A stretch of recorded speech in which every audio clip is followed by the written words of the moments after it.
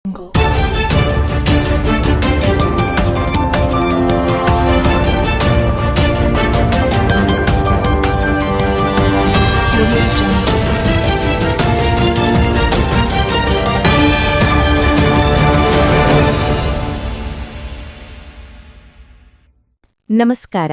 ಹೊನ್ನಕಿರಣ news ಚಾನೆಲ್ಗೆ ಸ್ವಾಗತ. ಮುಖ್ಯಮಂತ್ರಿ ಸಿದ್ದರಾಮಯ್ಯನವರು ದಾಖಲೆಯ 17ನೇ ಬಜೆಟ್ ಮಂಡಿಸಿದ್ದರು. ಅದರಲ್ಲಿ ಪರಿಶಿಷ್ಟ ಜಾತಿ ಮತ್ತು ಪರಿಶಿಷ್ಟ ಪಂಗಡಗಳಿಗೆ ಸಾಮಾಜಿಕ ನ್ಯಾಯ ಒದಗಿಸುವ ಕೆಲಸ ಮಾಡಿದ್ದಾರೆ ಎಂದು ರಾಜ್ಯಾಧ್ಯಕ್ಷ ಡಿ. ಶಿವಶಂಕರ ರವಿವಾರ ಸುದ್ದಿಗೋಷ್ಠಿಯಲ್ಲಿ ಮಾಧ್ಯಮದವರ ಮುಂದೆ ಹೇಳಿದರು. ನಗರದ ಡಾ.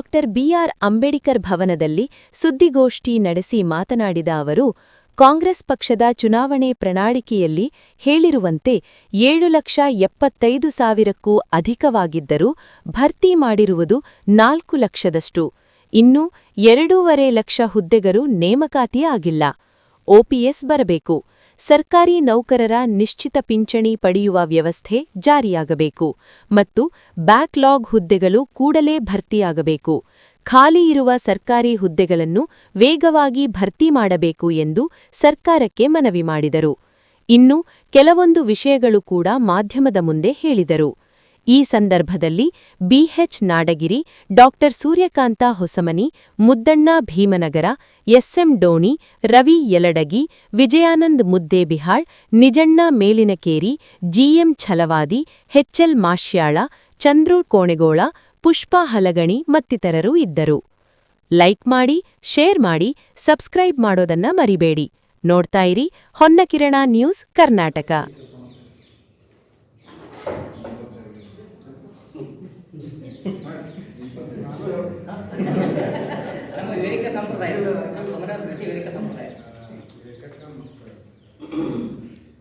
ಹಾಗೆ ಎಲ್ಲರಿಗೆ ನನ್ನ ಸನ್ಮಿತ್ರರಾದ ಎಲ್ಲರಿಗೂ ನಾನು ಮತ್ತೊಮ್ಮೆ ಮಾಧ್ಯಮದವರಿಗೆ ಕೊಡುತ್ತಾ ಈ ಕಾರ್ಯಕ್ರಮವನ್ನು ನಮ್ಮ ರಾಜ್ಯದಲ್ಲಿ ಎಲ್ಲ 30 ಜಿಲ್ಲೆಯಲ್ಲಿ ಸಕ್ರಿಯವಾಗಿ 2005-6ರಿಂದ ಒಂದು ದಾಪುಗಾಲ ಹಾಕುತ್ತಾ ಯಾವುದೇ ಜಿಲ್ಲೆಯಲ್ಲಿ ತಾಲೂಕಿನಾಗಲಿ ಯಾವುದೇ ಸಮಸ್ಯೆ ಬರದಾಗಿ ನಮ್ಮ ರಾಜ್ಯಾಧ್ಯಕ್ಷರು ಆಯಾ ಜಿಲ್ಲಾ ಅಧ್ಯಕ್ಷರು ಕಾರ್ಯನಿರ್ವಹಿಸುತ್ತಾ ಈ ನಿಮಿತ್ತವಾಗಿ 1, 2, 3, 4, 5 ರಾಜ್ಯ ಸಮ್ಮೇಳನ ಮಾಡ್ತಾ ಬಂದದ್ದು ಹೌದು. ಅದೇ ಥರನಾಗಿ ಬರ್ತಕ್ಕಂಥ 2026 ಮೇದಲ್ಲಿ ನಮ್ಮ ರಾಜ್ಯ ಅಧ್ಯಕ್ಷರ ಅಪ್ಪಣೆ ಮೇರೆಗೆ ಮತ್ತು ಎಲ್ಲ ರಾಜ್ಯ ಅಧ್ಯಕ್ಷಗಳ ಒಂದು ಒಕ್ಕೂಲಿನಿಂದ ಮೇ ತಿಂಗಳಲ್ಲಿ 6ನೇ ರಾಜ್ಯ ಮಟ್ಟದ ಸಮ್ಮೇಳನವನ್ನು ಏರ್ಪಡಿಸಿರುವುದರಿಂದ ಆ ಭಿತ್ತಿಪತ್ರವನ್ನು ನಮ್ಮ ವಿಜಯಪುರ ಜಿಲ್ಲೆಯ ಹಿರಿಯ ಪತ್ರಕರ್ತರಾದ ಅನಿಲ್ ಹೊಸಮನಿಯವರು ಈ ತಮ್ಮ ಮಾಧ್ಯಮ ಮುಖಾಂತರ ಒಂದು ಭಿತ್ತಿಪತ್ರವನ್ನು ಬಿಡುಗಡೆ ಮಾಡಬೇಕಂತ ನಮ್ಮ ಕೋರಿಕೆ.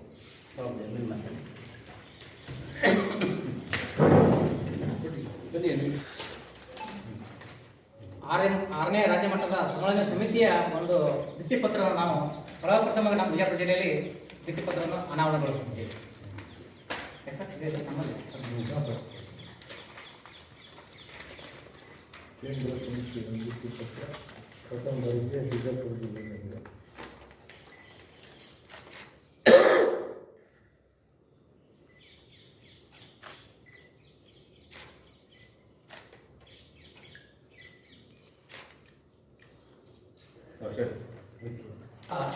ಒಂದು ಹೆಮ್ಮೆಯ ವಿಷಯ. ಯಾವುದೇ ವಿಷಯಗಳು ಬಂದಾಗ ನಮ್ಮ ಅನಿಲ್ ಹೊಸಮನಿ ಅವರು ಇದರಿಂದ ನಾವು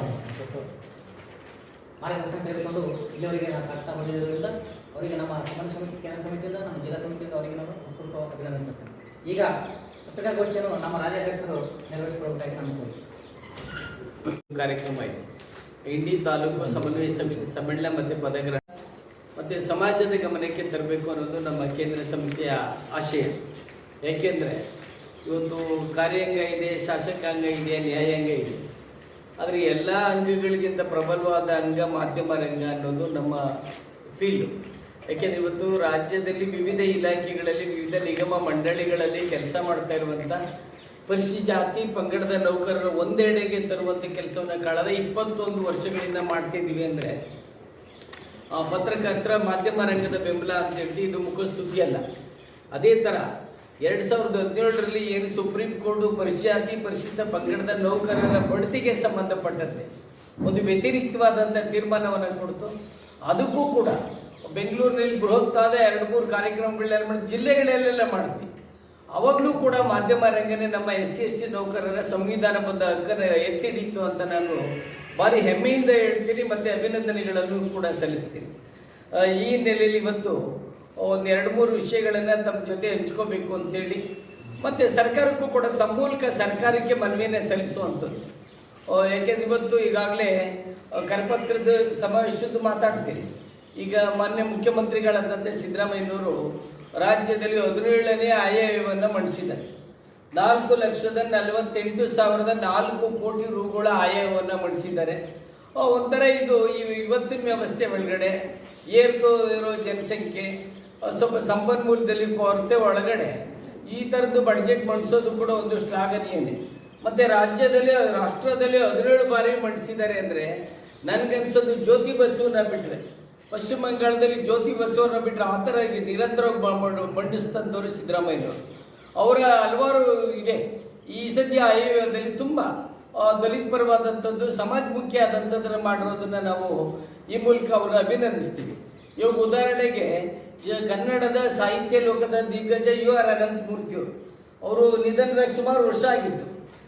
ಈಗ ಅವರು ಕುವೆಂಪು ವಿಶ್ವವಿದ್ಯಾಲಯದಲ್ಲಿ ಅವರ ಹೆಸರಿನಲ್ಲಿ ಒಂದು ಅಧ್ಯಯನ ಪೀಠ ತರಕ್ಕೆ ಹೋಗ್ತಾ ಇದ್ದಾರೆ, ಘೋಷಣೆ ಮಾಡಿರುವಂಥದ್ದು ಕೂಡ ನಾವು ಶ್ಲಾಘಿಸ್ತಾ ಇದ್ದೀವಿ. ಅದೇ ಥರ ಕರ್ನಾಟಕದ ಪ್ರಖರ ವಿಮರ್ಶಕ, ಸಾಹಿತ್ಯ ಲೋಕದ ವಿಮರ್ಶಕ ಡಾಕ್ಟರ್ DR ನಾಗರಾಜ್ ಅವರು ಇವತ್ತು ರಾಜ್ಯದಲ್ಲಿ ಪ್ರಗತಿಪರ ಚಳುವಳಿಯನ್ನು ಇವತ್ತು ನಿಲ್ತಾ ಇದೆ. ಸ್ವಲ್ಪ ಅಲ್ಲಲ್ಲಿ ವೈಚಾರಿಕತೆ ಬೀಜಗಳು ಎದ್ದಿವೆ, ಮರಗಳಾಗ್ತಾ ಇದೆ ಅಂತ ಹೇಳಿದ್ರೆ ಡಾಕ್ಟರ್ DR ನಾಗರಾಜ್ ಅವರು ಅವರ ಹೆಸರಿನಲ್ಲೂ ಕೂಡ ಒಂದು ಟ್ರಸ್ಟನ್ನು ಮಾಡಕ್ಕೆ ಹೊರಟಿದೆ. ಅದೇ ಥರ 70ರ ದಶಕದಲ್ಲೇ ಒಂದು ಸಮಾಜದಲ್ಲಿ ಕೊಲೆಮಾದಿಗರ ಆಡುವಂಥ ಒಂದು ಇದನ್ನು ಕೊಟ್ಟು ಒಂದು ಸಾಹಿತ್ಯ ಎಲ್ಲರಿಗೂ ಕೂಡ ಸಾಹಿತ್ಯ ಯಾರ್ದೋ ಆಗಿದ್ದಂಥದ್ದನ್ನು ತಳ ಸಮುದಾಯದ್ದು ಸಾಹಿತ್ಯ ಇದೆ ಅಂತ ಹೇಳುವಂಥದ್ದು ಒಂದು ಸ್ವಾಭಿಮಾನದ ಕಿಚ್ಚನ್ನು ಹೆಚ್ಚಿದ್ದು ಡಾಕ್ಟರ್ ಸಿದ್ಧಲಿಂಗಯ್ಯವರು. ಅವರ ಹೆಸರಿನಲ್ಲೂ ಕೂಡ ಟ್ರಸ್ಟನ್ನು ಮಾಡೋಕ್ಕೆ ಹೋಗಿರುವಂಥದ್ದನ್ನು ನಮ್ಮ ಸಮನ್ವಯ ಸಮಿತಿ ಸ್ವಾಗತಿಸುತ್ತೆ. ಅದೇ ಥರ ಹಲವಾರು ಕಾರ್ಯಕ್ರಮಗಳಿದೆ. ಮತ್ತು ಅದೇ ಥರ ಇನ್ನೊಂದು ಈ ಬಡ್ಜೆಟ್ ಬಗ್ಗೆ ನಮ್ಮ ಒಂದು ಅಪಸ್ವರ ಇದೆ ಅಥವಾ ಪ್ರಶಂಸೆ ಇನ್ನೂ ಹೇಳಬೇಕಂದ್ರೆ ಅವರ ಕಾಂಗ್ರೆಸ್ ಪಕ್ಷ ಚುನಾವಣಾ ಪ್ರಣಾಳಿಕೆಯಲ್ಲಿ ಹೇಳಿತ್ತು, ರಾಜ್ಯ ಸರ್ಕಾರದಲ್ಲಿ ಖಾಲಿ ಇರುವ ಹುದ್ದೆಗಳು 2,84,000 ಹುದ್ದೆಗಳು ಖಾಲಿ ಇದೆ ಅಂತೇಳಿ ಮೊನ್ನೆ ಮುಖ್ಯಮಂತ್ರಿಗಳೇ ಅಸೆಂಬ್ಲಿಲಿ ಹೇಳಿದ್ದಾರೆ. ಯಾಕೆಂದರೆ ರಾಜ್ಯ ಸರ್ಕಾರದ ವಿವಿಧ ಇಲಾಖೆಗಳಲ್ಲಿ ಮಂಜೂರಾತಿ ಆಗಿರುವಂಥ ಹುದ್ದೆಗಳು 7,75,000ಕ್ಕೂ ಹೆಚ್ಚಿವೆ. 7,75,000ಕ್ಕೂ ಹುದ್ದೆಗಳು ಹೆಚ್ಚಿದ್ರೂ ಕೂಡ ಭರ್ತಿ ಆಗಿರುವಂಥದ್ದು ಬರೀ 4.5 ಲಕ್ಷ ಮಾತ್ರ. ಅಂದರೆ 2,84,000 ಹುದ್ದೆಗಳೇ ವಾಸ್ತವವಾಗಿ ಖಾಲಿ ಇದೆ, ಅದನ್ನು ಭರ್ತಿ ಮಾಡ್ತೀವಿ ಅಂತೇಳಿ 2 ವರ್ಷದಿಂದ ಜುಗ್ಗಾಟ ಇತ್ತು. ಈಗ ಏನು ಮಾಡಿದ್ದಾರೆ, 56,432 ಹುದ್ದೆಗಳನ್ನು ಭರ್ತಿ ಮಾಡ್ತೀವಿ ಅಂತ ಹೊರಟಿದ್ದಾರೆ. ಅದನ್ನು ಕೂಡ ಸಮನ್ವಯ ಸಮಿತಿ ತುಂಬ ಹೃದಯದಿಂದ ಸ್ವಾಗತಿಸುತ್ತೆ. ಆದರೆ ದುರಂತ ಏನು ಅಂದರೆ ಇವಾಗ NPS new pension scheme national pension scheme ಆಯಿತು, ಈಗ UPS ಆಗಿದೆ, ಅದು ಯೂನಿಫೈಡ್ ಪೆನ್ಷನ್ ಸ್ಕೀಮ್ ಅಂತ ಆಗಿದೆ. ನಮ್ಮ ನೌಕರರ 2004ರಲ್ಲಿ ಕೇಂದ್ರ ಸರ್ಕಾರ NPS ಅನ್ನು ತರುತ್ತೆ, ಕರ್ನಾಟಕ ಸರ್ಕಾರ 2006ರಲ್ಲಿ ತರುತ್ತೆ. ಅವತ್ತಿಂದನೂ ಕೂಡ ಏಕೆಂದರೆ ಇದು ಪೆನ್ಷನ್ ಅಂತೇಳಿ NPS ಅಂತ ಹೇಳಿದ್ರೆ ತನ್ನ ಹಣವನ್ನು ಷೇರ್ದಾರಿ ಬಂಡವಾಳಗೆ ಹಾಕುವಂಥದ್ದು. ಅಂದರೆ pension fund regulatory development authority ಅಂತಿದೆ, PFRD ಅಂತೇಳಿ, ಅದರ ಮಾರ್ಗದರ್ಶನದಲ್ಲಿ ಮಾಡುವಂಥದ್ದು. ನಮ್ಮ ನೌಕರರ ಬೇಡಿಕೆ ಏನು ಅಂದರೆ ನೂತನ ಪೆನ್ಷನ್ ನೀತಿ ಬೇಡ, ನಿಶ್ಚಿತ ಪಿಂಚಣಿ ವ್ಯವಸ್ಥೆ ಆಗಬೇಕು, OPS ಬರಬೇಕು, ಓಲ್ಡ್ ಪೆನ್ಷನ್ ಸಿಸ್ಟಮ್ ಬರಬೇಕು ಅಂತ ಇದ್ದಿದ್ದು. ಅದನ್ನು ಕೂಡ ಸರ್ಕಾರ ಚುನಾವಣಾ ಪ್ರಣಾಳಿಕೆಯಲ್ಲಿ ತರ್ತೀವಿ ಅಂತೇಳಿ 2.5 ವರ್ಷ ಆದರೂ ಕೂಡ ಅದು ಗಗನ ಕುಸುಮ ಆಗಿದೆ. ಸುಮ್ಮನೆ ಕೂಗುತ್ತರ ಹೋರಾಟಗಳನ್ನು ಮಾಡ್ತಾ ಇದ್ದಾರೆ. ಈ ಸತಿ ಬಡ್ಜೆಟ್ಟಲ್ಲಿ ನೌಕರರು ಅತೀವವಾಗಿ ನಿರೀಕ್ಷೆಯನ್ನು ಇಟ್ಕೊಂಡಿದ್ರು. ಈ ಸತಿ ಹೆಂಗಾದರೂ ಮಾಡಿ ರಾಜ್ಯದಲ್ಲಿ TP-ZP ಏನೇನೋ ಎಲೆಕ್ಷನ್ ಎಲ್ಲ ಬರ್ತಾ ಇದೆ, ಸೊ NPS ತಂದೇ ತರ್ತಾರೆ ಅಂತಿದ್ರು. ಅದು ತರದೇ ಇರೋವಂಥದ್ದು ನಿಜವಾಗೂ ನಮಗೊಂದು ವಿಷಾದ ತಂದಿದ್ದೆ. ಸರ್ಕಾರ ಆ OPS ಅನ್ನು ತರಬೇಕು ಅಂತೇಳಿ ತಮ್ಮ ಮೂಲಕ ಒತ್ತಾಯವನ್ನು ಮಾಡ್ತಿದ್ದೀವಿ. ಮತ್ತು ಬ್ಯಾಕ್ಲಾಗ್ ಹುದ್ದೆಗಳಿಗೂ ಸಂಬಂಧಪಟ್ಟಂಗೆ ಬ್ಯಾಕ್ಲಾಗ್ ಹುದ್ದೆಗಳು ತಮಗೆ ಗೊತ್ತಿದೆ. ನಾವು ಹಿಂದೆ 2024ರಲ್ಲಿ ಸಮಾವೇಶ ಮಾಡಿದ್ದು, ಸರ್ಕಾರಕ್ಕೆ ಮನವಿಯನ್ನು ಕೊಟ್ಟಿದ್ದು. ಆಪರಣವಾಗಿ HC ಮಾಧವಪ್ಪ ಅವರ ಅಧ್ಯಕ್ಷತೆಯಲ್ಲಿ ಒಂದು ಕಮಿಟಿಯೂ ಕೂಡ ಆಯಿತು. ಪರಮೇಶ್ವರ್ ಅವರು, KH ಮುನಿಯಪ್ಪನವರೆಲ್ಲ ಸದಸ್ಯರಾಗಿದ್ದಾರೆ. ಆದರೆ ಕಮಿಟಿಯಾಗಿ 2 ವರ್ಷ ಆದರೂ ಕೂಡ ಇವತ್ತುವರೆಗೂ ಕೂಡ ವೈಜ್ಞಾನಿಕವಾಗಿ ನಿಖರವಾಗಿ ಯಾವ ಇಲಾಖೆಗಳಲ್ಲಿ ಬ್ಯಾಕ್ಲಾಗ್ ಹುದ್ದೆಗಳು ಎಷ್ಟಿದೆ, ಅದನ್ನು ತುಂಬೋದು ಹೆಂಗೆ ಅಂತ ಅನ್ನೋದ್ರ ಬಗ್ಗೆ ಇನ್ನೂ ಕೂಡ ನಿಜವಾದಂಥ ಒಂದು ಫಲಿತಾಂಶ ಬರ್ತಿಲ್ಲ. ಸಭೆಗಳ ಮೇಲೆ ಸಭೆಗಳಾಗ್ತಾ ಇದೆ, ಸಭೆಗಳ ಮೇಲೆ ಸಭೆ ಆದರೂ ಕೂಡ ರಿಸಲ್ಟು ಔಟ್ಪುಟ್ ಮಾತ್ರ ಶೂನ್ಯವಾಗಿದೆ. ನಾವು ನಿಮ್ಮ ಮೂಲಕ ಮನವಿಯನ್ನು ಮಾಡುವಂಥದ್ದು, ಸರ್ಕಾರ ದಯವಿಟ್ಟು ಬ್ಯಾಕ್ಲಾಗ್ ಹುದ್ದೆಗಳನ್ನು ಭರ್ತಿ ಮಾಡಬೇಕು, ಖಾಲಿ ಇರುವ ಹುದ್ದೆಗಳನ್ನು ಕೂಡ ಭರ್ತಿ ಮಾಡಬೇಕು ಅನ್ನೋದು ನಮ್ಮ ಒಂದು ಪತ್ರಿಕಾಗೋಷ್ಠಿ ಮನವಿಯನ್ನು ಮೂಲಕ ಕೇಳ್ತಾ ಇದ್ದೀವಿ. ಮತ್ತೆ ಆ ಪತ್ರಿಕಾಗೋಷ್ಠಿಯಲ್ಲಿ ಇವತ್ತು ನಮ್ಗೆ ತುಂಬ ಖುಷಿ ಆಯಿತು. ರಾಜ್ಯದಲ್ಲಿ SC/ST ನೌಕರರ ಸಮನ್ವಯ ಸಮಿತಿ ಕಳೆದ 21 ವರ್ಷಗಳಿಂದ ನಾನು ಹೇಳಿದಂಗೆ ವಿವಿಧ ಇಲಾಖೆಗಳು, ನಿಗಮ ಮಂಡಳಿಗಳಲ್ಲಿರುವಂಥ ಪರಿಶಿಷ್ಟ ಜಾತಿ ಪಂಗಡದ ನೌಕರರು ಒಂದೆಡೆ ತರ್ತಾನೆ, ದಲಿತರು, ಹಿಂದುಳಿದವರು, ಅಲ್ಪಸಂಖ್ಯಾತ ನೌಕರರ ಮಧ್ಯೆ ಕೂಡ ಸ್ಪಂದಿಸ್ತಾನೆ. ಮತ್ತು ಎಲ್ಲ ವರ್ಗದ ನೌಕರರು, ಏನು ಬೇಲಿ ಏನಿಲ್ಲ, SC/ST ಅಂತ ಅಲ್ಲ, ಒಬ್ಬ ಸಾಮಾನ್ಯ ವರ್ಗದವನಿಗೆ ಅನ್ಯಾಯ ಆದಾಗೂ ಕೂಡ ಬಾಬಾ ಸಾಹೇಬರು ಗೌತಮ ಬುದ್ಧರು ವಿಚಾರಗಳಲ್ಲಿ ಸಂಘಟನೆಯನ್ನು ಮಾಡ್ತಾ ಬರ್ತಿದೆ. ಇವತ್ತು 5 ರಾಜ್ಯ ಮಟ್ಟದ ಸಮಾವೇಶಗಳನ್ನು ಮಾಡಿದೆ. ಏನಕ್ಕೆ ಸಮಾವೇಶ ಮಾಡುತ್ತೆ ಅಂದರೆ, ಎಲ್ಲೋ ಒಂಥರ ಮಂತ್ರಿ ಮಾಗದಕ್ಕೆ ಕರೆಸುವಂಥದ್ದು, ಆರಾತುರಾಯಿ ಹಾಕೋದಂಥದ್ದಲ್ಲ. ಒಂದು ಸಂವಿಧಾನಬದ್ಧವಾಗಿ ಇವತ್ತೇನಾಗಿದೆ, ಸ್ವತಂತ್ರ ಬಂದು 78 ವರ್ಷ ಆಗೋಗುತ್ತೆ, ಮತ್ತೆ ಸಂವಿಧಾನ ಬಂದು ಕೂಡ 76 ವರ್ಷ ಆಗಿದೆ. ಆದರೂ ಕೂಡ ಇವತ್ತು ಸಾಮಾಜಿಕ ಅಸಮಾನತೆ ತಾಂಡ ಹೊಡ್ತಾರೆ. ಇವತ್ತೆಲ್ಲೋ ಒಂದು ಕಡೆ ಪ್ರಜಾಪ್ರಭುತ್ವನೇ ಅಲುಗಾಡೋ ಸ್ಥಿತಿಯಲ್ಲಿ ಬಂದ್ಬಿಟ್ಟಿದೆ. ಯಾಕೆಂದರೆ ಎಲ್ಲಿ ರಾಜಕೀಯ ಸಮಾನತೆ ಇರಲ್ಲ, ಎಲ್ಲಿ ಆರ್ಥಿಕ ಸಮಾನತೆ ಇರಲ್ಲ, ಅಲ್ಲಿ ರಾಜಕೀಯ ಸಮಾನತೆ ವರ್ಕೌಟ್ ಆಗಲ್ಲ ಅಂತ ಬಾಬಾ ಸಾಹೇಬ್ ಅಂಬೇಡ್ಕರ್ ಅವರೇ 1949 ನವೆಂಬರ್ 25 ಹೇಳಿದ್ರು. ಇವತ್ತು ಕೂಡ ಅದೇ ಆಗ್ತಾರೆ. ಈ ಹಿನ್ನೆಲೆಯಲ್ಲಿ ಪ್ರಮುಖವಾಗಿ ಮೀಸಲಾತಿ ಪಡೆದ ನೌಕರರಲ್ಲಿ ಜಾಗೃತಿಯನ್ನು ಉಂಟು ಮಾಡಬೇಕು ಅಂತೇಳಿ, ಯಾಕೆಂದರೆ ವೈಜ್ಞಾನಿಕ ವಿಚಾರಗಳ ಹತ್ರ ಹೋಗಬೇಕಾಗಿದೆ, ಸಂಕುಚಿತವಾದವನ್ನು ಬದಿಗಿಟ್ಟು ವಿಶಾಲ ಮನೋಭಾವದಡಿ ಒಂದಾಗಬೇಕಾಗಿದೆ, ಮತ್ತು ದೇಶ ಪ್ರಜ್ಞೆಯನ್ನು ಬೆಳೆಸ್ಕೋಬೇಕಾಗಿದೆ.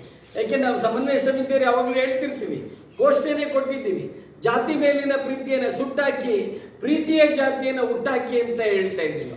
ಇವತ್ತೇನಾಗಿದೆ, ನೌಕರಲ್ಲಿ ಜಾಗೃತಿ ಮಾಡ್ತಾ 5 ಸಮಾವೇಶಗಳನ್ನು ಮಾಡಿ ಅದೇ ಥರ ನೌಕರಲ್ಲಿ ವೈಚಾರಿಕವಾಗಿ, ವೈಜ್ಞಾನಿಕವಾಗಿ, ಸಾಮಾಜಿಕವಾಗಿ, ರಾಜಕೀಯವಾಗಿ ಪ್ರಜ್ಞೆಯನ್ನು ಮೂಡಿಸೋದ್ರ ಜೊತೆಗೆ ಇವ್ರ ಕರ್ತವ್ಯ ಏನು, ನೌಕರರಾಗಿ ನಾವೇನು ಮಾಡಬೇಕು. ಯಾಕೆ ನೌಕರ ಯಾವುದೇ ವರ್ಗದ ನೌಕರ ಆಗಲಿ, ಇವತ್ತು ಸಂಬಳ ತಗೊಳ್ತಿದ್ದಾನೆ ಅಂದರೆ ಎಲ್ಲೋ ಆಕಾಶದಿಂದ ಏನು ಉದುರು ಬರೋದಿಲ್ಲ. ಇವತ್ತು ಪ್ರತಿಯೊಬ್ಬ ತಗೊಳ್ಳೋ ₹1 ಸಂಬಳದಲ್ಲೂ ಕೂಡ ಬೀದಿ ಬದಿಲಿ ಕಸ ಗುಡಿಸೋರು ಬೆವರಿದೆ, ಹೊಲದಲ್ಲಿ ಕೂಲಿ ಮಾಡೋರು ಬೆವರಿದೆ, ಕಷ್ಟ ಬೀಳೋದು ಎಲ್ಲ ಜನರ ಬೆವರಿದೆ. ಆ ಬೆವರಿನಲ್ಲಿ ಸಂಬಳ ತಗೊಳ್ಳುವಂಥವ್ರು ಕೂಡ ಸಾಮಾಜಿಕ ಪ್ರಜ್ಞೆ ಇರಬೇಕು ಅನ್ನೋದು ನಮ್ಮ SC/ST ನೌಕರರ ಸಮನ್ವಯ ಸಮಿತಿ. ಈ ಹಿನ್ನೆಲೆಯಲ್ಲಿ 5 ಸಮಾವೇಶ ಮಾಡಿದ್ವಿ. ಈಗ 6ನೇ ಸಮಾವೇಶವನ್ನು ಮೇ 2ನೇ ವಾರದಲ್ಲಿ ಬೆಂಗಳೂರಿನ ಅರಮನೆ ಮೈದಾನದಲ್ಲಿ ಮಾಡಬೇಕು ಅಂತಿದೆ. ಇದನ್ನ ಬೃಹತ್ತಾದ ವಿಶೇಷವಾದಂಥ ಒಂದು ಗೋಷ್ಠಿಯೊಂದಿಗೆ ಮಾಡ್ತಾ ಇದ್ದೀವಿ. ಸಂವಿಧಾನ ಉಳಿಸಿ, ಸಂವಿಧಾನ ಮುಂದಿನ ಪೀಳಿಗೆ ರಕ್ಷಣೆಗಾಗಿ ಸಂವಿಧಾನ ಉಳಿಸಿ ಅನ್ನೋ ಟ್ಯಾಗ್ಲೈನ್ ಹಾಕಿದ್ವಿ. ಯಾಕೆಂದ್ರೆ ಇವತ್ತು ಸಂವಿಧಾನ ಉಳಿಬೇಕಾಗಿದೆ. ಇವತ್ತೆಲ್ಲೋ ಒಂದು ಕಡೆ ಸಂವಿಧಾನ ಏನೋ ಚೆನ್ನಾಗಿದೆ, ಒಳ್ಳೆ ಬುಕ್ಕೆ, ಬಟ್ ಎಲ್ಲೋ ಒಂದು ಕಡೆ ಅದರ ಮೂಲ ಅಂಶಗಳನ್ನು ನಿಸ್ತೇಜಗೊಳಿಸುವಂಥ ವ್ಯವಸ್ಥಿತ ಷಡ್ಯಂತ್ರ ನಡೀತಿದೆಯೇನೋ ಅನ್ನೋ ಒಂದು ಆತಂಕ ಬರ್ತಾ ಇದೆ. ಈ ಕಾರಣದಿಂದಾಗಿ ಖಾಸಗೀಕರಣ, ಜಾಗತೀಕರಣ, ಉದಾರೀಕರಣ ಬಂದು ಸಂವಿಧಾನದ ಆಶಯಗಳನ್ನು ಇದು ಮಾಡೋದ್ರಲ್ಲಿ ಎಲ್ಲ ಒಂದು ಕಡೆ ಸಂವಿಧಾನದಲ್ಲಿ ಒಳ್ಳೆಯ ಆಶಯಗಳಿದೆ. ಬಾಬಾ ಸಾಹೇಬರು 2 ವರ್ಷ 11 ತಿಂಗಳು 17 ದಿನಗಳು ಬರೆದಿರುವಂಥ ಸಂವಿಧಾನ, ಒಂದು 395 ಆರ್ಟಿಕಲ್, 12 ಚಾಪ್ಟರ್, 22 ಶೆಡ್ಯೂಲ್ ಇರುವಂಥ ಸಂವಿಧಾನ ಇವತ್ತೆಲ್ಲೋ ಒಂದು ಕಡೆ ಬಿಳಿಯಾಡೆ ಮೇಲೆ ಕಪ್ಪಕ್ಷರ ಥರ ಇದೆಯನ್ನುವಂಥದ್ದು. ಇವತ್ತೇನಿದೆ, ಬಾಬಾ ಸಾಹೇಬರ ಆಶಯ ಭಾರತೀಯರ ಭಾರತ ಆಗಬೇಕು ಅಂತಿದ್ದು. ಭಾರತ ಯಾವುದೋ ಜಾತಿಯ ಧರ್ಮದ ಸಂಕುಚಿತ ಭಾರತ ಆಗಬೇಕು ಅಂತಲ್ಲ, ಮನುಷ್ಯನ ಪ್ರೀತಿಸುವಂಥ ಬುದ್ಧರ ವಿಚಾರಗಳ ಭಾರತ ಆಗಬೇಕು ಅಂತಿತ್ತು. ಅಂಥ ಸಂವಿಧಾನವನ್ನೇ ನಿಸ್ತೇಜಗೊಳಿಸುವಂಥ ಒಂದು ಕೆಲಸ ನಡೀತಾ ಇರೋದು ಅಂಥದ್ದು. ಇವತ್ತು ಭಾರತವನ್ನು ಪ್ರೀತಿಸುವಂಥ, ಯಾಕೆ ಭಾರತ ಅಂದರೆ ಬಹು ಜಾತಿಗಳ, ಬಹು ಧರ್ಮಗಳ, ಬಹು ಭಾಷೆಗಳ ದೇಶ. ಇದು ಡೈವರ್ಸಿಟಿ ಇನ್ ಯೂನಿಟಿ ಅಂತ ಹೇಳ್ತಾರೆ. ಈ ಹಿನ್ನೆಲೆಯಲ್ಲಿ ಸಂವಿಧಾನ ಉಳಿಸಿ ಮುಂದಿನ ಪೀಳಿಗೆ ರಕ್ಷಣೆಗಾಗಿ ಇದರಲ್ಲಿ ಸಮಾವೇಶನ ಮಾಡ್ತಾ ಇದ್ದೀವಿ. ಈ ಮೂಲಕ ರಾಜ್ಯ ಸರ್ಕಾರಕ್ಕೂ ಕೂಡ ಇವತ್ತೇನಾಗಿದೆ, ಸರ್ಕಾರದ ಹುದ್ದೆಗಳಲ್ಲಿ ಇವತ್ತು ಎಲ್ಲ ಸಮುದಾಯದಲ್ಲೂ ವಿದ್ಯಾವಂತರು ಹೆಚ್ಚುತ್ತಾ ಇದ್ದಾರೆ. ಇಲ್ಲಿ SC/ST ಅಂತ ಅಲ್ಲ, ಎಲ್ಲ ಸಮುದಾಯದಲ್ಲೂ ಉನ್ನತ ವಿದ್ಯಾವಂತರಿದ್ದಾರೆ, ಪ್ರಜ್ಞಾವಂತ ವಿದ್ಯಾವಂತರಿದ್ದಾರೆ, ಬಟ್ ಉದ್ಯೋಗ ಇಲ್ಲ.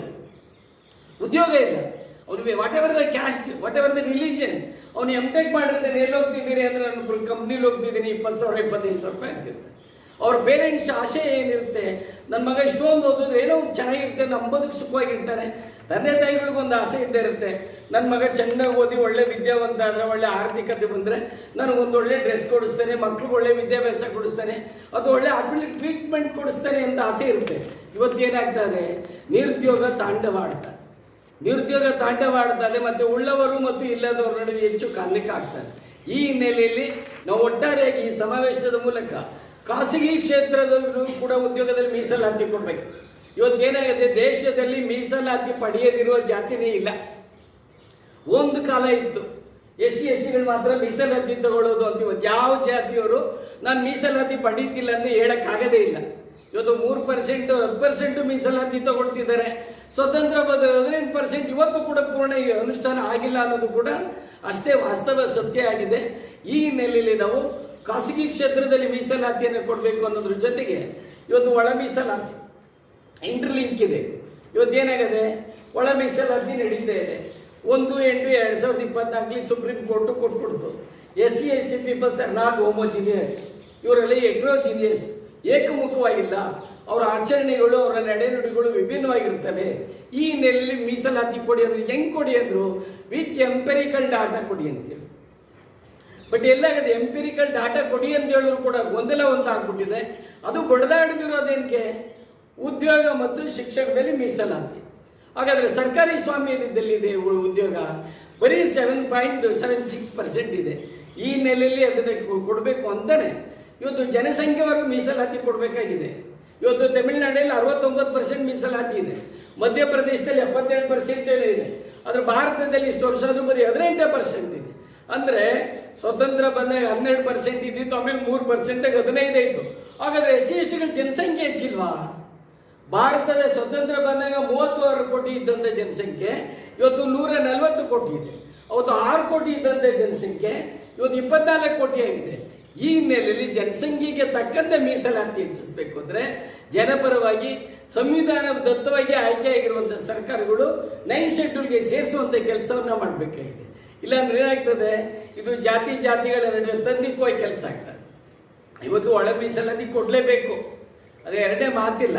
ಆದರೆ ಒಳ ಮೀಸಲಾತಿ ಕೊಡುವಾಗ ತಳ ಸಮುದಾಯದವ್ರನ್ನ ಒಗ್ಗೂಡಿಸ್ಬೇಕೇ ಹೊರತು ಕೆಲವು ಅವಕಾಶವಾದಿಗಳು ಮಾಡುತ್ತಾರೆ, ಒಡೆದಾಡುವಿಕೆ ಆಗಬಾರ್ದು ಅಂತೇಳಿ ಈ 9 ಶೆಡ್ಯೂಲ್ಗೆ ಸೇರಿಸಬೇಕು ಅಂತಲೂ ಕೂಡ ಡಿಮ್ಯಾಂಡನ್ನು ಇಟ್ಟು ಮೇ 2ನೇ ವಾರದಲ್ಲಿ ಅರಮನೆ ಗ್ರೌಂಡಲ್ಲಿ ಮಾಡ್ತಾ ಇದ್ದೀವಿ. ಇದಕ್ಕೆ ಮಾನ್ಯ ಮುಖ್ಯಮಂತ್ರಿಗಳನ್ನು ಕೂಡ ಆಹ್ವಾನ ಮಾಡ್ತಾ ಇದ್ದೀವಿ. ಮತ್ತು ಇದು ಖಾಸಗಿ ಕ್ಷೇತ್ರದಲ್ಲೂ ಮೀಸಲಾತಿ ಅನ್ನೋದು ಭಾರತ ಸರ್ಕಾರದಲ್ಲೂ ಮಟ್ಟದಲ್ಲೂ ಆಗೋದ್ರಿಂದ ಅಲ್ಲಿವರೆಗೂ ಕೂಡ ನಾವು ಆಹ್ವಾನವನ್ನು ಮಾಡಬೇಕು ಅಂತೇಳಿ ತೀರ್ಮಾನವನ್ನು ಮಾಡಿದ್ದೀವಿ. ಮತ್ತು ರಾಜ್ಯದ ಎಲ್ಲ ಜಿಲ್ಲೆಗಳಿಂದ ಮಿನಿಮಮ್ 30,000 ರಿಂದ 50,000 ಜನ ಒಂದೇ ವೇದಿಕೆಗೆ ತಂದು, ಅಂದರೆ ಈ ತಳ ಸಮುದಾಯ ಒಳ ಮೀಸಲಾತಿ ಹೆಸರಿನಲ್ಲಿ ವಿಘಟನೆ ಆಗ್ತಾ ಇದ್ದಾರೆ, ವಿಚಿತ್ರ ಆಗ್ತಾ ಇದ್ದಾರೆ ಅನ್ನೋದೇನಿದೆ, ಇಲ್ಲ ಇವರು ವಿಚಿತ್ರ ಆಗ್ತಾ ಇಲ್ಲ, ಭದ್ರ ಆಗ್ತಾ ಇದ್ದಾರೆ ಅನ್ನೋ ಸಂದೇಶವನ್ನು ಕೊಡಬೇಕು. ಮತ್ತು ಎಲ್ಲ ಒಂದು ಕಡೆ ಈ ಜಾತಿಯ ವಿಷ ಬೀಜ ಬಿತ್ತುವವರ ವಿರುದ್ಧ, ಧರ್ಮದ ವಿಷ ಬೀಜ ಬಿತ್ತುವವರ ವಿರುದ್ಧ ಒಂದು ಐಕ್ಯ ಹೋರಾಟ ಕೂಡ ಆಗಬೇಕು ಅನ್ನೋದು ಈ ಸಮಾವೇಶದ ಉದ್ದೇಶ. ಇದಕ್ಕೆ ಎಲ್ಲ ಜಿಲ್ಲೆಗಳಿಂದ ಜನ ಬರಬೇಕು ಅಂತೇಳಿ ಇವತ್ತು ಖುಷಿ ಆಯಿತು. ಯಾಕೆಂದರೆ ಇಲ್ಲೇ ಕರಪತ್ರ ಬಿಡುಗಡೆಯನ್ನು ಮಾಡಿದ್ದೀವಿ. ಇದು ಯಶಸ್ಸಾಗುತ್ತೆ, ನಿಮ್ಮಗಳ ಸಲಹೆ ಸಹಕಾರ ಇರಬೇಕು ಅಂತೇಳಿ ವಿನಂತಿಯನ್ನು ಮಾಡಿಕೊಡ್ತಿದ್ದೀವಿ. ಇವತ್ತಿನ ಒಂದು ಸಮಾವೇಶ ಇದ್ದದ್ದು ಪತ್ರಿಕಾಗೋಷ್ಠಿಯ ಮೂಲಕ. ಇನ್ನೊಂದು ಮನವಿ ಅಂದರೆ ಇವತ್ತೇನಾಗಿದೆ, ಏಪ್ರಿಲ್ 14 ಅಂಬೇಡ್ಕರ್ ಜಯಂತಿ. ಏಪ್ರಿಲ್ 14 ಅಂಬೇಡ್ಕರ್ ಜಯಂತಿ ಆದರೂ ಕೂಡ ಹಿಂದೆ ರಮೇಶ್ ಠಾಕೂರ್ ಅಂತ ಗವರ್ನರ್ ಇತ್ತು, ರಾಜ್ಯಪಾಲರು. ಏಪ್ರಿಲ್ ಅಂಬೇಡ್ಕರ್ ಜಯಂತಿ ಆದ ನಂತರ ಸರ್ಕಾರಿ ಶಾಲೆಗಳಿಗೆ ರಜೆ ಕೊಡಬೇಕು ಅಂತ ಸುತ್ತೋಲೆಯನ್ನು ಮಾಡಿದ್ರು. ಅದು ಸುಮಾರು ವರ್ಷಗಳ ಹಿಂದೆ. ಅದರೆಲ್ಲ ಒಂದು ಕಡೆ ಏನಾಗ್ತದೆ, ಶ್ರೀರಾಮನವಮಿಗೆ ಕೊಡುವಂಥ ಆದ್ಯತೆ, ವರಮಹಾಲಕ್ಷ್ಮಿಗೆ ಕೊಡುವಂಥ ಆದ್ಯತೆ, ರಾಷ್ಟ್ರೀಯ ಹಬ್ಬಗಳಿಗೆಲ್ಲೋ ಆದ್ಯತೆ ಕೊಡ್ತಾ ಇಲ್ಲ ಅನ್ನೋ ಫೀಲ್ ಬಂದ್ಬಿಟ್ಟಿದೆ. ಇವತ್ತೇನಾಗ್ತದೆ, 10ನೇ ತಾರೀಕು ಈ PU ಏಪ್ರಿಲ್ 10ಗೆ ರಿಸಲ್ಟ್ ಬರುತ್ತೆ. ರಿಸಲ್ಟ್ ಬರ್ತಿದ್ದಂಗೆ ಶಾಲೆ ಕ್ಲೋಸ್ ಮಾಡೋಂಥದ್ದು. ನಮ್ಮ ಮನವಿ ಏನು ಅಂದರೆ, ಏಪ್ರಿಲ್ 14ಕ್ಕೆ ಅಂಬೇಡ್ಕರ್ ಜಯಂತಿಯನ್ನು ಮಾಡಿ ಅಂಬೇಡ್ಕರ್ನ ಬಹುಮುಖ್ಯತ್ವವನ್ನು ತೋರಿಸ್ಬೇಕಾಗಿದೆ. ಇವತ್ತೇನಾಗಿದೆ, ಇಷ್ಟು ವರ್ಷ ಆದರೂ ಕೂಡ ಅಂಬೇಡ್ಕರ್ ಬರೀ ದಲಿತ ಮುಖಂಡ ಅಂತಾರೆ ಹೊರತು ಅವರು ಮಹಿಳೆಯರ ಮುಖಂಡರಾಗಿದ್ದರು, ಕಾರ್ಮಿಕರಿಗಾಗಿ ಏನು ಮಾಡಿದ್ರು, ರೈತರಿಗಾಗಿ ಏನು ಮಾಡಿದ್ರು. ಈ ಸಮುದಾಯದ ಇದು ಸಂವಿಧಾನದಲ್ಲಿರುವಂಥ 395 ಆರ್ಟಿಕಲ್ಗಳು ಬರೀ SC STಗೆ ಸೇರಿದೆಯಾ, ಎಲ್ಲ ಧರ್ಮದವ್ರಿಗೂ ಇದು ಅವಕಾಶ ಇದೆ ಅಂತ ಪರಾಮರ್ಶೆ ಆಗ್ತಾ ಇಲ್ಲ. ಇವತ್ತಿನ ಯುವ ಪೀಳಿಗೆಗೆ ಇತಿಹಾಸವನ್ನು ಹೇಳಬೇಕಾಗಿದೆ. ಗಾಂಧಿ ಬಗ್ಗೆನೂ ಹೇಳಬೇಕಾಗಿದೆ, ಅಂಬೇಡ್ಕರ್ ಬಗ್ಗೆ ಹೇಳಬೇಕಾಗಿದೆ, ವಿವೇಕಾನಂದರ ಬಗ್ಗೆನೂ ಕೂಡ ಹೇಳಬೇಕಾಗಿದೆ. ಈ ಹಿನ್ನೆಲೆಯಲ್ಲಿ ಸ್ನೇಹಿತರೆ, ಏಪ್ರಿಲ್ 14 ನಂತರ ಶಾಲಾ ಕಾಲೇಜಿಗೆ ರಜೆಯನ್ನು ಕೊಡಬೇಕು ಸರ್ಕಾರ. ಹಿಂದೆ ಮಾಡೋ ಸುತ್ತೋಲೆ ಅನುಷ್ಠಾನ ಮಾಡೋದು ಅಂತೇಳಿ ಅದನ್ನು ಕೂಡ ಈ ಪತ್ರಿಕಾಗೋಷ್ಠಿಯ ಮೂಲಕ ವಿನಂತಿಯನ್ನು ಮಾಡಿಕೊಳ್ತಿದ್ದೀವಿ. ಮುಗಿಸ್ತೀನಿ. ಸರ್ಕಾರದಲ್ಲಿ ನೌಕರಿಗೆ 60 ವರ್ಷ ರಿಟೈರ್ಡ್ ಏಜು, 60 ವರ್ಷದ ಮೇಲ್ಪಟ್ಟು ರಿಟೈರ್ಡ್ ಆಗಬೇಕು ಅಂತ ಕಳಿಸ್ಕೊಡ್ತಾರೆ. ಆದರೆ ಎಲ್ಲೋ ಒಂದು ಕಡೆ ಸರ್ಕಾರ ಕೂಡ ಸುತ್ತೋಲೆ ಮಾಡಿದೆ. ಏಕೆಂದರೆ ಯುವಕರು ನಿರುದ್ಯೋಗಿಗಳಿದ್ದಾರೆ, ಅವ್ರಿಗೆ ಉದ್ಯೋಗ ಅಕಾಮಡೇಟ್ ಮಾಡಬೇಕು ಅಂದರೆ ಇವ್ರು ನಿವೃತ್ತಿ ಮಾಡ್ತಾರೆ.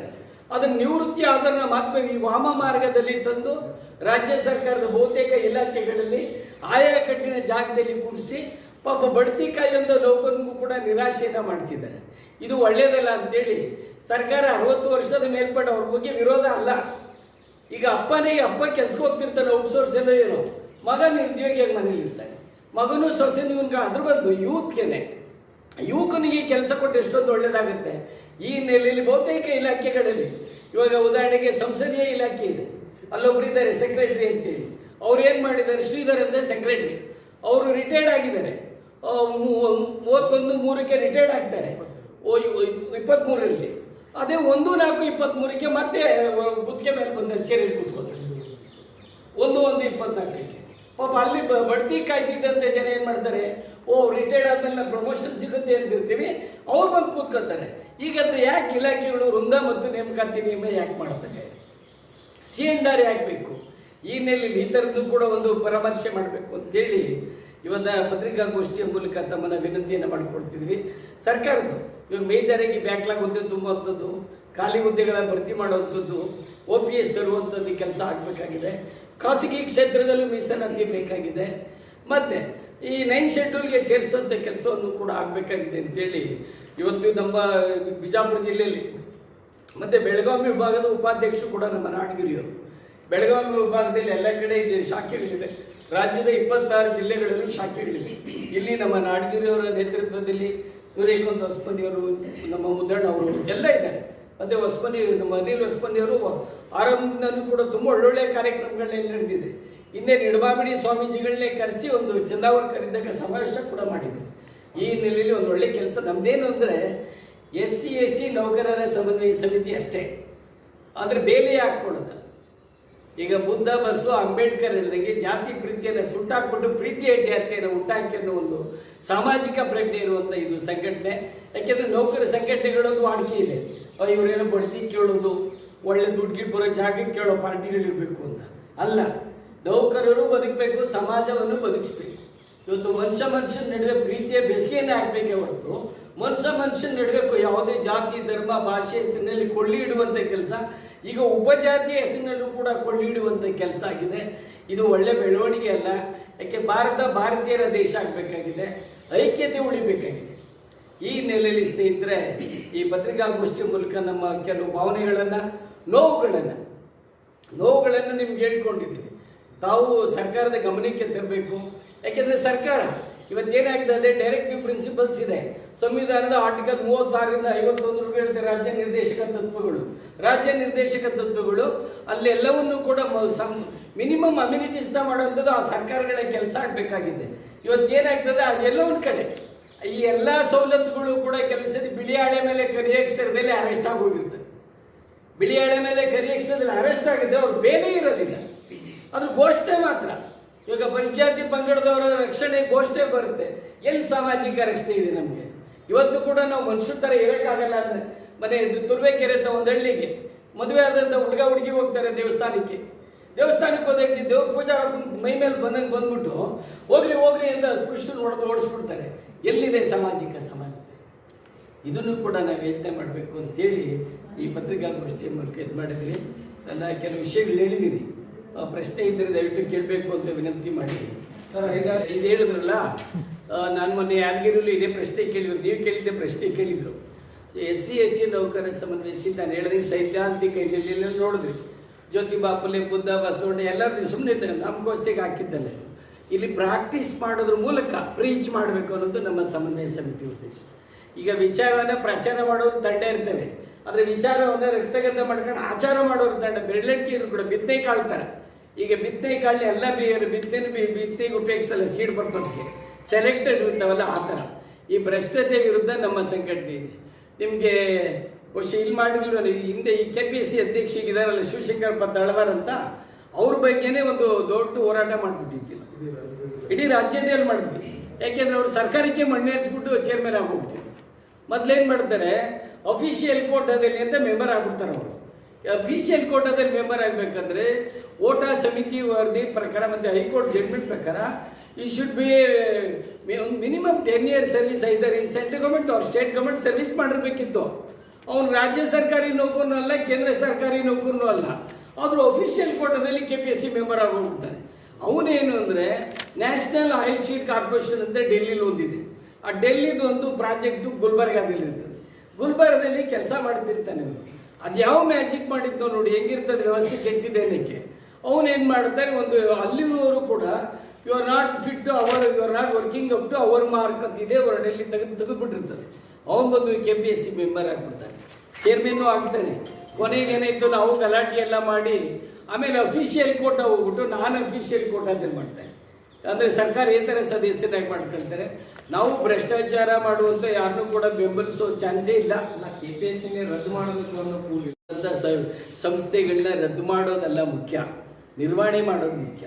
ಯಾರೇ ಭ್ರಷ್ಟ ಆದರೂ ಕೂಡ ಜಾತಿ ವ್ಯಾಮೋಹಕ್ಕೆ ಸೇರಿಸ್ಕೊಳ್ದೇನೆ, ಇನ್ನೊಂದಕ್ಕೆ ಸೇರಿಸ್ಕೊಳ್ದೇನೆ ಕಠಿಣ ಶಿಕ್ಷೆ ಕೊಡೋ ವ್ಯವಸ್ಥೆ ಬರಬೇಕು. ಆ ವ್ಯವಸ್ಥೆಗೆ ಜನಾಂದೋಲನವೇ ಆಗಬೇಕು. ಇಲ್ಲೇನಾಗ್ತದೆ, ನಮ್ಮ ಜನ ಇಷ್ಟು ವರ್ಷ ಆದರೂ ಕೂಡ ಯಾವ ಪ್ರಜ್ಞೆ ಬೆಳೆಸ್ಕೋಬೇಕು, ವೈಚಾರಿಕ ಪ್ರಜ್ಞೆ, ನೇರವಾದಂಥದ್ದು, ದಿಟ್ಟವಾದಂಥದ್ದು, ಪಾರದರ್ಶಕವಾದಂಥ ಪ್ರಜ್ಞೆ ಬೆಳೆಸ್ಕೊಳ್ಳೋದ್ರ ಬದಲು ಅಯ್ಯೋ ಬಿಡೋ ನಮ್ಮವರು, ಅಯ್ಯೋ ಯಾವ ಸರ್ಕಾರದಲ್ಲಿ ಆಗಿಲ್ವಾ, ಇದು ಇಲ್ಲೋಗ್ತಾನೆ, ಇದು ಹೋಗ್ಬೇಕು. ಇದು ಹೋಗದ ಹೊರತು ಏನಾಗ್ತದೆ, ಈ ಜಾಲಿ ಮುಳ್ಳುಗಳು ಬೆಳೀತಾ ಇರ್ತೇವೆ, ಅಂಗಿ ಗಿಡಗಳು ಬರೋದೇ ಇಲ್ಲ. ನಾವು ಬೇಯಿಸ್ಕಿದ್ದ ತರಗೆಲ್ಲ ಮಧ್ಯೆ ಹೆಸರು ಕಾಣ್ತದಲ್ಲ ಅಂಗಿ ಗಿಡಗಳು, ಆ ಥರ ಆಗಬೇಕು ಅನ್ನೋದು ನಾವು. ಬಟ್ ಇದನ್ನ ಮಾಡಬೇಕು, ಜನಾಂದೋಲನವೇ ಆಗಬೇಕು. ಇವತ್ತು ಭ್ರಷ್ಟತೆ ಇದೆ, ಎರಡನೇ ಮಾತಿಲ್ಲ. ಇವತ್ತೇನೇ ಹಂಗನ್ಬಿಟ್ಟು ನನಗೆ ಮೂಗು ನೆಗಡಿ ಅಂತ ಮೂಗು ಏಕಾಗಲ್ಲ. ಪ್ರಜಾಪ್ರಭುತ್ವ ಆಗಿರುವಂಥ ಸಂಸ್ಥೆಯನ್ನು ಪ್ರಜಾಪ್ರಭುತ್ವೀಕರಣ ಮಾಡಬೇಕಾಗಿದೆ, ಖಾಸಗೀಕರಣ ಮಾಡಿ. ಇಂದ name of democracy private institute ಆಗಬಾರ್ದು, ಅಥವಾ ಇನ್ನೊಬ್ಬಂದು ಯಾವನೊಬ್ಬ ಭ್ರಷ್ಟಾಚಾರಿ ಇದಾಗಬಾರ್ದು. ತಿದ್ದೋದು ಹೆಂಗೆ ಅನ್ನೋದನ್ನೇ ಸಾಮಾನ್ಯ ಜನರು ಏನು ಮಾಡಬೇಕು. ನಮ್ಮ ಸಮನ್ವಯ ಸಮಿತಿ ಮಾತ್ರ ಧರ್ಮಾತೀತವಾಗಿದೆ, ಭ್ರಷ್ಟಾತೀತವಾಗಿದೆ, ಆ ಥರ ನಡೆಯೋಣ ಜನಮುಖಿಯಾಗಿ ನಾವು ಹೇಳ್ತೀವಿ. ಯಾವಾಗಲೂ ಯಾರಾದರೂ ನಮ್ಮ ಆಫೀಸಿಗೆ ಬಂದರೆ ನೀವೇನು ಕೊಡಲಿಲ್ಲ ಅಂದರು ಅವನು ಅವ್ರಿಗಲ್ಲಿ ಬಟ್ಟೆ ಹಾಕೋ ಬಂದಿರಲಿ, ಚಡಿ ಹರಿದೋಗಿರಲಿ, ಮತ್ತು ಕೂತ್ಕೊಳ್ಳಪ್ಪ ಅಂತ ಕಷ್ಟ ಕೇಳಿ ಅಂತೀವಿ. ಅಟ್ಲೀಸ್ಟ್ ಅದು ನಮಗೊಂಥರ ಮನಸ್ತೃಪ್ತಿ ಆಗುತ್ತೆ.